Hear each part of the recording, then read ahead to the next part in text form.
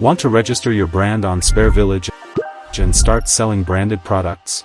It's super easy, let's walk through it together. From your vendor dashboard, click on Products in the top menu. A small drop-down will appear. Select Add Product to get started. Now follow 3 simple steps. First, choose your product category, then the subcategory, and finally your product type. Once done, you are ready to register your brand.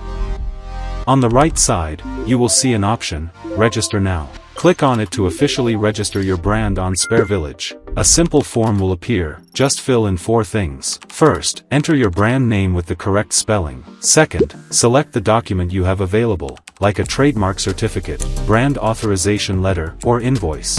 Third, tell us where you currently sell this brand, wholesale, online marketplace, retail website, or a physical shop. And fourth, upload the document available with you. Finally, select whether you are the brand owner, yes or no. Tick the Terms and Conditions checkbox and hit the Save button, and that's it. The SpareVillage team will review your brand request, and once approved, you can start listing your branded products. Brand registration on SpareVillage is that simple. Start today and expand your market presence with SpareVillage.